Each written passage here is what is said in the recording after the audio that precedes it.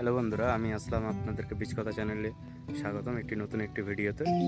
আজকে আমি মূলত দেখাবো আমার বাগানে যে আপনারা জানেন আমার অলরেডি একটি প্রজেক্ট বাগান আছে, যেটি ইচড় এবং কাঁঠাল এবং তার সঙ্গে আছে গোল্ডেন এইট পেয়ারা। তো আজকে আমি নতুনভাবে আরও কিছুটা বাগান বাড়াচ্ছি, আমি সেই নিয়ে আজকে আপনাদেরকে মূলত ভিডিওটা দিতে চলেছি। ভিডিওটি এমন হবে যে ভিডিওতে দেখানো হচ্ছে যে আমরা কিভাবে আপনারা আপনারা কিভাবে চারা রোপণ করবেন ইচড় চাষের। ইচড় যারা করবেন ভাবছেন তাদের জন্য এটা খুবই একটা গুরুত্বপূর্ণ ভিডিও হতে চলেছে। যে ইচড় চাষ যখন প্রথম থেকে রোপণ করছেন কিভাবে রোপণ করবেন এবং এর রোপণের পর থেকে কীভাবে পরিচর্যা করবেন সেই নিয়ে আজকে আমি ভিডিওটি বানাতে চলেছি আপনাদের। আশা করি যারা নতুন ভাবছেন যে ইচড় চাষে নামবেন বা ইচড় করবেন তাদের জন্য আজকে ভিডিওটি খুবই গুরুত্বপূর্ণ। ভিডিওটি দেখতে থাকেন। সেটা আমি দেখাই যে আমাদের বাগানের সেটি নতুন প্রজেক্ট হচ্ছে, সেই ভিডিওটি আপনাদের কাছে উপহার দিতে চলেছি। এই যে বাগানটা দেখছেন এটি আমাদের নতুন প্রজেক্ট, প্রায় 1 বিঘা জমিতে হচ্ছে এখন আপাতত, আরও সাইডে আছে। এইটা আমাদের এই বাগানটি আছে, যেটি হচ্ছে জমিটি আমরা 12 ফুট বাই 12 ফুটে প্রত্যেকটি গাছ দিয়েছি এখন আপাতত। দেখতে পাচ্ছেন, আমি দেখাচ্ছি কিভাবে করবেন। কিন্তু এই যে দেখছেন না জমিটা খালি আছে, আমরা একটু অন্যভাবে করছি, কারণ জমিটি যাতে নষ্ট না হয়। এখন গাছ তো ছোটো, গাছ বড় হতে সময় লাগবে। দেখতে পাচ্ছেন মাঝখানে আমরা দিয়ে দিয়েছি আপনার বাদাম গাছ দিয়ে দিয়েছি, আমরা বাদাম লাগিয়েছি। তার সাথে আছে 12 ফুট বাই 12 ফুট একটি করে কাঁঠাল চারা, ইচড় চারা। তো আর মাঝখানে আছে আমাদের সম্পূর্ণভাবে বাদাম বাগান, মানে বাদাম লাগানো হয়েছে। এটা যে আপনারা চীনা বাদামটা জানেন, ওই বাদামটা। তাতে কি হবে, আমাদের গাছ বড়, এই 3 মাসে বাদাম হয়ে যাবে, তখন গাছ আমাদের প্রায় 1 হাঁটু সমান থাকবে। তাতে আমাদের কি জমিটা নষ্ট হচ্ছে না। আর মাঝখানে আমরা কি করেছি, এইভাবে প্রত্যেকটা একটু এর জলসেচের ব্যবস্থা করে দিয়েছি, ঘিরে দিয়েছি। ঘিরে দেওয়ার ফলে দেখতে পাচ্ছেন প্রত্যেকটাতে একটা করে আমরা ইচড় গাছ দিয়ে দিয়েছি। 12 ফুট বাই আড়েও আছে, চওড়াও আছে 12 ফুট, লম্বাতেও আছে 12 ফুট বাই 12 ফুট গ্যাপ। আমি দেখাই আপনাদেরকে কিভাবে আপনারা চারাগুলো রোপণ করবেন। এই যে দেখছেন আমরা যে নালাটা করেছি, এই নালাতে একটি করে গর্ত খুলেছি। গর্তটি প্রায় 1/2 ফুট মতো গর্তটি আছে। আপনারা কি করবেন, সার দিতে পারেন, বা আমাদের জমি এখন রসালো, আমরা এই বছর সার দিয়ে লাগাচ্ছি না, গোবর সার দিতে পারেন। সেটা আপনাদের না দিরাই বেটার, পরে দেবেন, যেহেতু বর্ষাকাল আসছে সামনে। এভাবে প্যাকেটটি কেটে নেবেন। কেটে নেওয়ার পর আশা করি দেখবেন গোড়ায় প্রচণ্ড শিকও চলে এসছে। দেখতে পাচ্ছেন পুরো গাছে প্রচণ্ড শিক। এইভাবে পুরো মাটিতে একটু চেপে বসিয়ে দেবেন। দেওয়ার পর হালকা করে মাটি দিয়ে দেবেন। এই যে দেখতে পাচ্ছেন আপনারা, এই জোরটা আছে কলমের, এই জোরটা মাটি চাপা দেবেন না, তাতে না হলে ওই চাপা দিয়ে দিলে গাছটি মারা যেতে পারে। তো এইভাবে প্রত্যেকটি গাছ দেখতে পাচ্ছেন হালকা করে মাটি চেপে দিলেন। আর সেরকমের কিছু করার নেই, ও অটোমেটিক ও আস্তে আস্তে হয়ে যাবে। আর এই দেখেন গাছটি কত সুন্দরভাবে লাগানো হয়ে গেছে, দেখতে পাচ্ছেন। প্রত্যেকটি গাছ এইভাবে সিরিয়াল ওয়াইজ আছে। প্যাকেটটা দেখতে পাচ্ছেন, এইভাবে খুলে নেবেন। আমি আগে একটু কেটে নিয়েছিলাম ভিডিও বানানোর জন্য। দেখেন এবার এতে কী করবেন, এটা খুলে নেওয়ার পর এই যে ঘাসগুলো আছে আপনারা সব তুলে ফেলে দেবেন। দিয়ে একটু লক্ষ্য করবেন, অনেক চারাতে কি হয়, এই চারাটা দেখেন, এটা হচ্ছে এর গ্রাফটিং, ঠিক আছে, এই জায়গাটা জোড়া আছে। এটা হচ্ছে এর অরিজিনাল থাইল্যান্ড ভ্যারাইটির ইচড়ের, এটি হচ্ছে মেন ব্রাঞ্চ। আর এখান থেকে যে জোড়োটা আছে দেখতে পাচ্ছেন, আশা করি দেখে বুঝতে পারছেন, এই যে এই জোড়টা দেখেন, এখানটায় হচ্ছে আমাদের দেশি যে কাঁঠাল হয় তার বীচের এটি গড়া।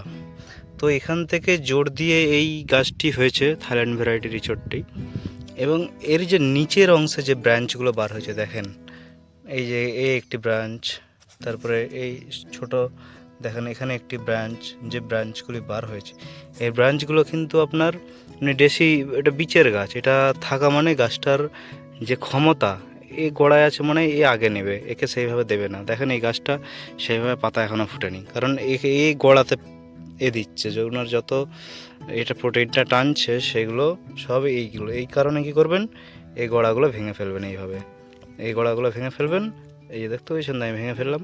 আর এইটি হচ্ছে থাইল্যান্ড ব্রাঞ্চ, এর নিচের জয়েন্টের নিচে যত ব্রাঞ্চ বাড়াবে সব ভেঙে ফেলবেন।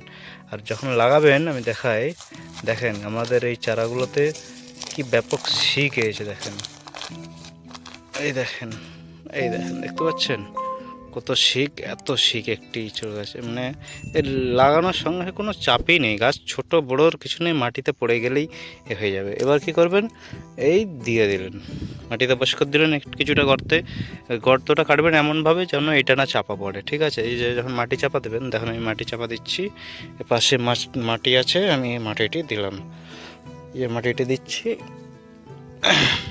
এইভাবে পুরো গোড়াটা মাটি চাপা দিয়ে দেবেন, এমনভাবে দেবেন যেন এই ব্রাঞ্চের যে জয়েন্টটা আছে, বারবার বলছি, এই জয়েন্টটা না চাপা পড়ে।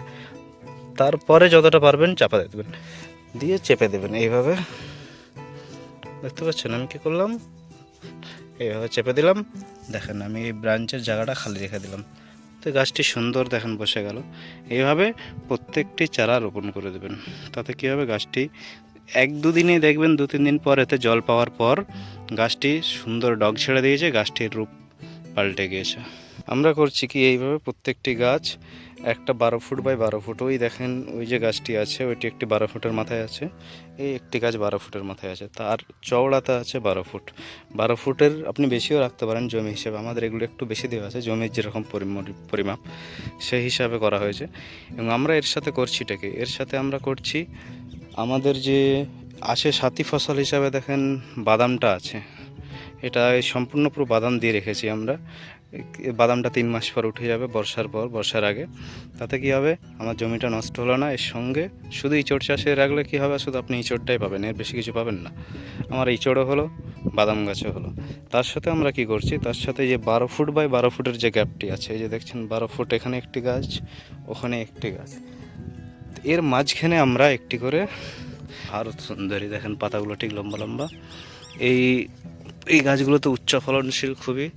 এবং আমরা কি করছি আপনারা দেখতে পারবেন, দেখেন 12 ফুট যে, এই যে 12 ফুট একটি গাছ আছে, এখানে একটি, ওখানে একটি ইঁচড় গাছ আছে, আমরা করছি এর মাঝখানে 6 ফুটে একটি করে কুল গাছ দিয়ে দিচ্ছি। আমরা কুল গাছের লংজিভিটি অনেক হয় জানি, কিন্তু আমরা কুল গাছের চারার রেট কম হয়, তো এই কারণে আমরা দেখছি যতক্ষণ আমাদের মেন ফোকাস হচ্ছে, উদ্দেশ্য হচ্ছে ইঁচড় চাষ, ওই কারণে আমরা কি করছি, যতদিন ইঁচড় গাছ বড় হবে, ইঁচড় গাছ মোটামুটি আপনার ফুলভাবে ফল আসতে 3 বছর, 2 বছরে আপনারা ফল পেয়ে যাবেন। একদম ব্যাপকভাবে ফল নিতে গেলে 2-3 বছর ওয়েট করতেই হবে।